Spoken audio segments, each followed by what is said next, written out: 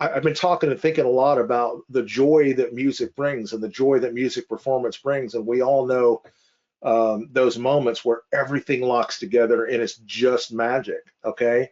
And if you have a band that should be playing a grade 2 or 3 and you're playing, George Washington Bridge, those moments are not going to happen. They're just not going to happen. And what brings the students back is that joy. It's about people, and it's about more than notes. It's about more than marching band charts. It's about people.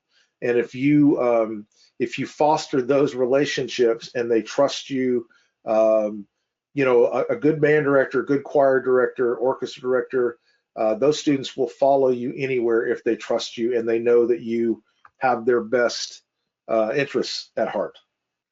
Hey everybody, it's Tim Hinton, the beast of the marching arts. Thanks for listening to the Marching Roundtable podcast. So excited to be talking to John Fulton today. Hey John, how are you? I'm doing great, thank you.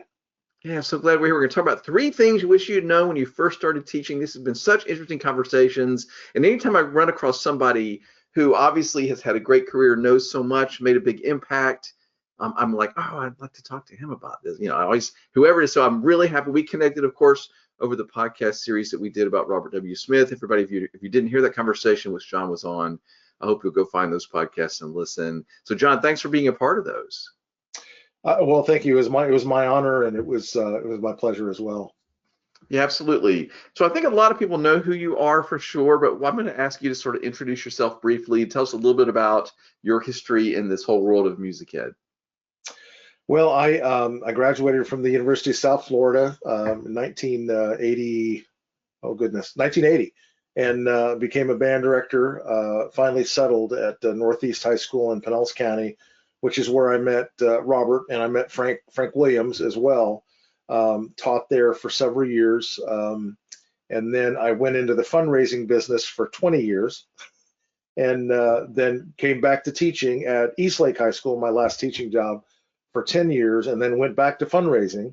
And now I'm doing fundraising, and a couple of days a week I'm working with this incredible band program, Jackson High School in Jackson, Missouri. They let me work with their low brass, and I'm just having the time of my life. So, and that's where I am now. So that's wonderful. Well, they're lucky to have you there, I'm sure, and that's wonderful that you're still involved and still sharing your expertise, and a very interesting career. And of course, you made huge impacts with those programs that when you were teaching, for sure. Okay, so I asked you to think about 3 things you wish you had known when you first started teaching. I'm really interested what you had to say. What was the first one that came to mind? First one that came to mind is never underestimate the power you have for good or for ill in your position.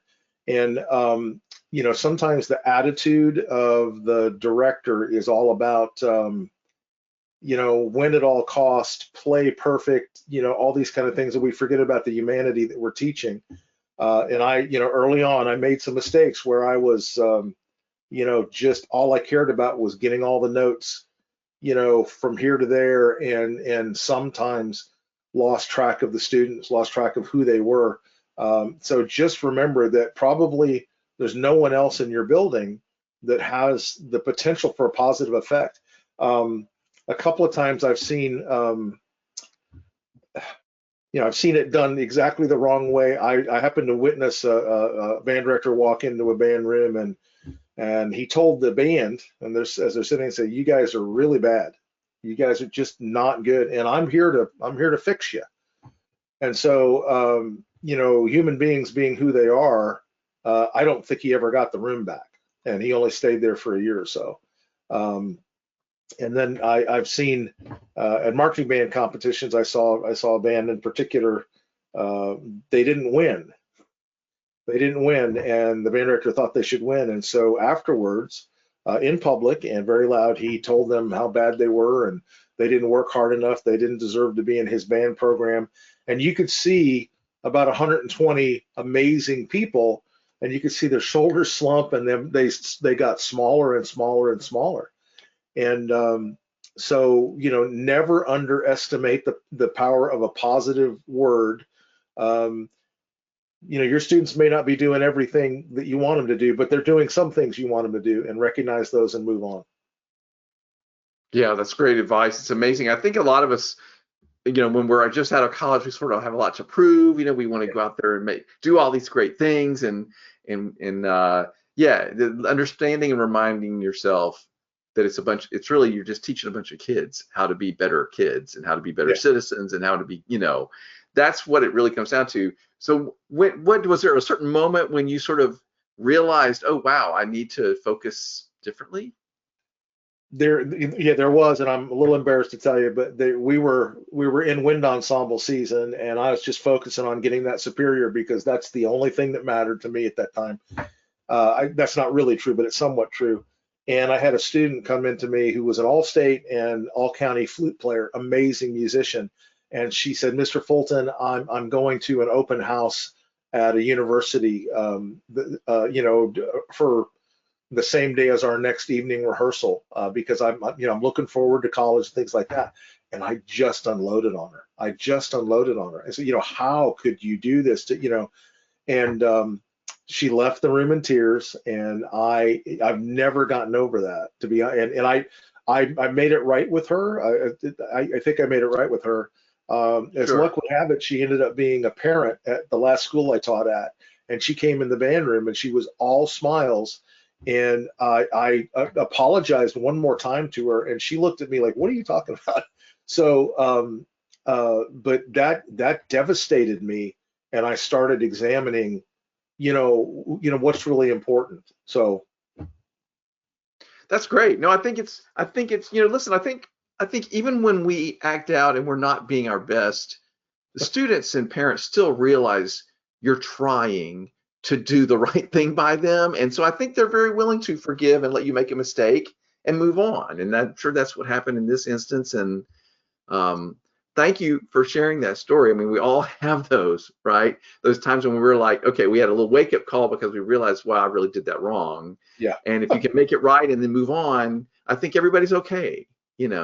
So that's great. Okay, I love that first one, reminding yourself of that impact. That's great. Okay, what's another one? The next one is use the resources around you. Invite other people into your room. Now, the resources around me were pretty unique. It was Robert W. Smith, Frank T. Williams, Jerry Kelsey, people like that. And so we were constantly in each other's band rooms. I think my band students weren't really clear who their band director was. Was it Robert? Was it Frank? Was it me? Because we were constantly in front of each other's bands, listening and helping. Once again, without regard of who's going to win, but how can we make each other better? My last teaching job, I was very lucky. Well, another aspect of that is use the people in your performing arts department. Make sure that you play nice with them and work together. I've seen people be territorial. I've seen people be, guarded against. Well, that tuba player is also a fine tenor, and I don't want the choir director to have my. And at Eastlake, there was none of that. We had Rob Knable for choir, Brad Brady for drama. We had Steve Posen for percussion. We had Robin Benoit was our middle school feeder, and Chip Wood, who's very well known in band circles. Chip Wood was the orchestra teacher, and we were there for each other, constantly there for each other, and we worked out scheduling conflicts, and it just made everything better. It just made everything better. So I had a lot of students that were drama, choir, and band, and and it was never an issue. It was never an issue because we were collegial enough, and we would work together to iron out scheduling problems. But I'm a much better teacher because I was able to watch master teachers teach. And and we were all at Eastlake, we were all excited about each other's programs and big supporters. And so if you have the opportunity to work together as a department, I think it just lifts everybody. Yeah, that's fantastic advice. And it's a fine arts department, Yeah. right? And how that that water's the tides lifting all the boats, and of course lifting the whole school. And that's wonderful that you guys had that that ability to work together. You know, John, I have to admit, one of my big failings was when I was first starting out, my first couple of years, my first few years of teaching, I was very nervous about bringing other people into my band room because I thought that my students would realize all the stuff I didn't know. Right. I mean, this was my big failing, and it's sort of I another way of saying, like, exactly. I'm impressed if you were comfortable enough to bring in all these other smart people around you. I was very nervous about that, and finally the day it dawned on me that my kids didn't care about all the stuff I didn't know. They just knew that I loved them and I was trying so hard. Once I learned that, I was so much better. Well, I certainly started off that way, and it took a while for me to. I felt exactly the same way you did. Well, what if they hear something I didn't hear, and what am I going to be embarrassed? And once I got past that, Yeah. because I realized, we all have things to share with each other, and that, and when I had guest conductors come in, I would write notes down, and I would take things from them and say, well, one of my favorites, Dr. Owen Bradley, I was watching him work his band one day, and he said, "You guys are giving me baseball notes, and I want M&M notes." And I went, "Wow, I like that." And so I wrote that Yeah. down, and so Oh, yeah. he made a picture for them of what he truly wanted, and it was just awesome. So Wow, that's so clear in my head. I know exactly yeah, what that means, you know? That's yeah, such a fantastic analogy. Yeah, I love it. Okay. yeah. Very good, very good. Well, all right. What's the third one? The third one is a two-parter. When I was a young band director, I wanted to force feed all the music that I loved to my students, whether they were ready for it or not. And so, Hmm. there was an unrecognizable First Suite in E flat. There was an unrecognizable George Washington Bridge, things like that, because I felt like if I make them play great music, or I put great music in front of them, they're gonna, and that's partially true, but it's a process. And there's great music at all different levels. There's wonderful music at all different levels. And if you use those different grade levels as a stepping stone to get the band where you think they ought to be, that's otherwise you're frustrating them, and you're taking some of the joy out of that. Uh, I've been talking and thinking a lot about the joy that music brings and the joy that music performance brings, and we all know those moments where everything locks together and it's just magic. Okay, and if you have a band that should be playing a grade 2 or 3, and you're playing, George Washington Bridge, those moments are not going to happen. They're just not going to happen. And what brings the students back is that joy. That feeling of everything clicking together and just being a wonderful experience. And I also discovered that the students may not know that that's what's going on. They have a big smile on their face. And I said, well, why are you smiling? Well, that really sounded great and it felt good. And so you have to connect them with that aesthetic experience that they're having. So the other part of that, part B, is sight read every day. Um, Mm. one of my jobs I went to, they couldn't read. They could not read, and therefore we were not going to be able to play music very well. So every day we sight read something every day, and raise the level. So we got to the point where I could put a grade 5 on their stand and they could sight read it, and that didn't happen. That certainly didn't happen the first day. But sight reading is absolutely fundamental to grow in your program, in my opinion. So. That's fantastic advice. I think that's great. And yeah, they have to learn how to read fast and they know, learn their instrument in that way. That's great advice. I see that's one of those things, John, that I think a lot of people think, oh, I just don't have time. You know Yeah. what I mean? It's like they just think, I don't have time for that. I got to learn all this music, whatever. But as you clearly know, and you've just demonstrated, learning to do that allows them to learn the other music faster. You're teaching them all kinds of principles and things as they're sight reading. But I think it's one of those things that people are afraid of the time. But it pays off. It just pays off in dividends. And I actually heard an all county conductor one year, and Frank and Robert and I were there, and the conductor said, well, you know what, we don't have time to tune. Let's just start playing. And it was like, what? You don't have time to tune? Okay. And Wow. yeah, that was our reaction. We actually walked out of the rehearsal, so and got in trouble. Yeah, our music supervisor, called us on the carpet the next day. But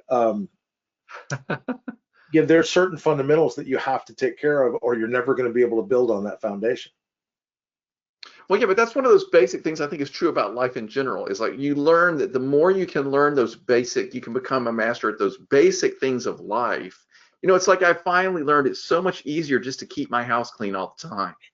you know, and to wait till somebody's coming over and then go through. You know what I mean? Like, and part of it's because I'm now have a bed and breakfast where people can show up at any time, and that's really helpful to that concept. But like, it's so much easier to sort of always put things away. Like, how long did it take me to finally learn that? But that's kind of the same kind of principle. Yeah. No, absolutely agree. No, I agree with that. But yeah, so those are my three. The It's great. Okay, the fourth little one I learned from Jerry Kelsey early on at Suncoast, and that was listen for the overtones. And I had been a band director for 3 or 4 years, and I knew what overtones were. I knew what the overtone series, things like that. But we were playing we were playing a G, G bugles, and we are playing an open G. And Jerry said, "Listen to that overtone." And I went, "What are you talking about?" And it was a perfect fifth above the horn line. So from that point on, I started listening for the overtones, and I asked my students to listen for the overtones. And okay, in order to hear that, you have to be playing in tune, and you have to be playing with good sound. And so when when the whole band is listening and trying to make that thing happen, they get excited about it. And so if you hear the great drum corps, the great brass lines, and there's playing a unison note, that's one of the reasons why that few amount of horns can make that huge sound, is because they reinforce each other with those overtones. So that was my last thought. So I love that little bonus, everybody. That's great. No, these are great points. Thank you for taking the time to think about it and then share them with me and with everybody who's listening. I thought they were all really helpful and smart things. And I appreciate you being so vulnerable and sort of, it's hard to sort of say, well, here's all the things I didn't know, but that's sort of what we're talking about, right? Like, here's all the things I didn't know, and if maybe somebody else can move past that a little bit faster, it would be worth all this sharing. No, agreed. I think it'd be great. So Anything you want to say in closing, John? Just well, gosh, I didn't think about that, but just I didn't mean to put you on the spot. Well, no, that's okay.